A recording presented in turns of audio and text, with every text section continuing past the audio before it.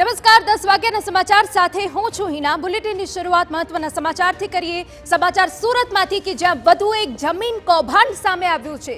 જી હા, 2500 કરોડનું કૌભાંડ સામે આવ્યું હોવાની ચર્ચાઓ હાલ તો દેખાઈ રહી છે। આપને વિગતો આપી દઈએ કે જ્યાં સાયલેન્ટ ઝોનમાં 2500 કરોડનું કૌભાંડ આચરવાનો આરોપ છે। બોગસ પ્રોપર્ટી કાર્ડ બનાવી કૌભાંડ કરવાની તૈયારી હતી।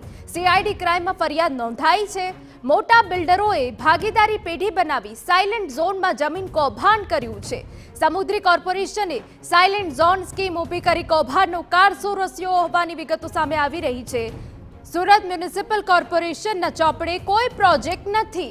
મુખ્ય પ્રધાન સુધી આ કૌભાંડની અરજી થઈ હતી તેવી વિગતો છે। 6 મહિનાની તપાસ બાદ ફરિયાદ નોંધાઈ છે। ફરિયાદમાં સમુદ્રી કોર્પોરેશનના ભાગીદારોના નામનો ઉલ્લેખ જ નથી। જમીન દલાલ બોગસ પ્રોપર્ટી કાર્ડ બનાવીને મૂળ માલિકને જ જમીન વેચવા જતા ભાંડો ફૂટ્યો છે। પોલીસે એફઆઈઆરમાં સમૃદ્ધિ કોર્પોરેશનના ભાગીદારોનો ઉલ્લેખ કર્યો પણ બિલ્ડરોના નામ નથી લખ્યા।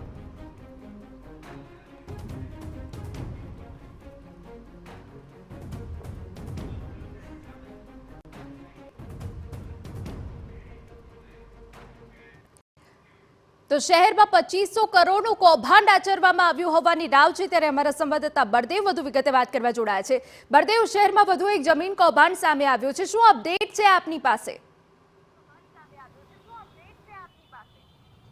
જે રીતે સુરતની વાત કરીએ તો સુરતના જે નવા જે વિસ્તારોની અંદર જે સમાવેશ થઈ રહ્યા છે ત્યાં મોટા પ્રમાણમાં જે કરોડોની જે જમીન હોય છે તેની જે કહી શકાય છે તે કૌભાંડ છે તે કરવામાં આવતું હોય છે।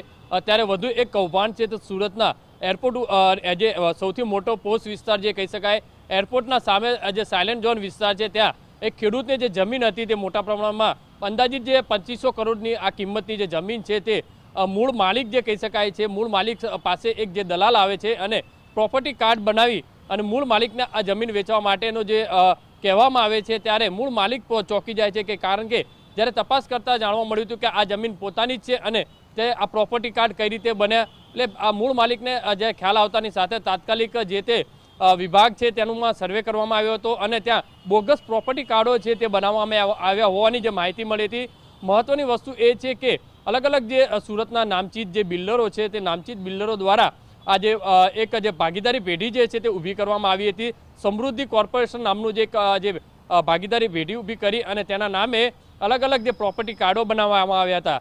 અંદાજિત 2500 કરોડથી વધુની આ જે કિંમતી જમીન હતી તેની અંદર સરકારના જે કર્મચારીઓની મિલીભગત સિવાય આ શક્ય બની શકે નહીં કારણ કે કલેક્ટર વિભાગની જે કલેક્ટર કચેરીની અંદર આ તમામ જે કાગળોની હેરાફેરી થતી હોય છે। પ્રોપર્ટી કાર્ડ ક્યાંથી બન્યું, કયા સરકારી કર્મચારી છે જેની મિલીભગત છે, આ તમામ બાબતોને લઈને જે પોલીસ જો તપાસ કરે તો હજુ પણ સરકારી બાબુઓના નામ પણ સામે આવી શકે છે કારણ કે સીઆઈડી ક્રાઇમની અંદર જે 8 મહિનાની તપાસ બાદ આખરે સુરત સીઆઈડી ક્રાઇમની અંદર જે ફરિયાદ નોંધવામાં આવી છે તેની અંદર સમૃદ્ધિ કોર્પોરેશનનું નામ ઉલ્લેખ કરવામાં આવ્યો છે, ભાગીદારોનો ઉલ્લેખ કરવામાં આવ્યો છે પણ સુરતના નામચીત બિલ્ડરો હોવાથી તેમના નામોનો ઉલ્લેખ નથી કર્યો।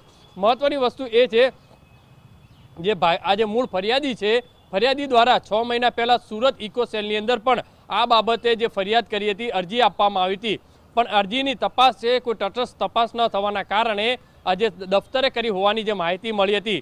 જો સુરત પોલીસ દ્વારા ઇકો સેલ દ્વારા આ બાબતે જો ઊંડાણપૂર્વક તપાસ કરી હોત તો ફરિયાદ છે તો અગાઉ પણ નોંધાઈ ચૂકી હોય। આખરે હવે જે ફરિયાદી છે તે સુરત પોલીસની જે તપાસથી અસંતોષ થઈ અને સુરત જે ગાંધીનગર સીઆઈડી ક્રાઇમ અને મુખ્યમંત્રીને આ બાબતે અરજી કરવામાં આવી હતી અને સીઆઈડી ક્રાઇમને આખરે જે 8 મહિના સુધી જે તપાસ કરી ત્યારે તેમને ખ્યાલ આવ્યો હતો કે કેટલાક જે સુરત શહેરના મોટા બિલ્ડરો દ્વારા આખું જે કૌભાંડ આચર્યું છે કઈ રીતે બોગસ પ્રોપર્ટી કાર્ડો બનાવ્યા છે તેની અંદર બીજા કેટલા લોકો સામેલ છે કારણ કે કલેક્ટર કચેરીના કર્મચારીઓની મિલીભગત સિવાય આ પ્રોપર્ટી કાર્ડ બની શકે નહીં તે સ્પષ્ટ છે। ત્યારે હવે જોવાનું રહ્યું કે આજે સરકારી કર્મચારીઓના નામ કઈ રીતે સામે આવે છે, કયા મોટા બિલ્ડરો છે તેમની સામે કઈ રીતે કાર્યવાહી કરવામાં આવે છે તો પણ એક મોટો સવાલ છે। જી બિલકુલ બળદેવ, ખૂબ અગત્યની જાણકારી આપ આપી રહ્યા છો। કયા મોટા બિલ્ડરોના નામ સામે આવે છે, શું કાર્યવાહી કરવામાં આવે છે તેના પર નજર રહેશે।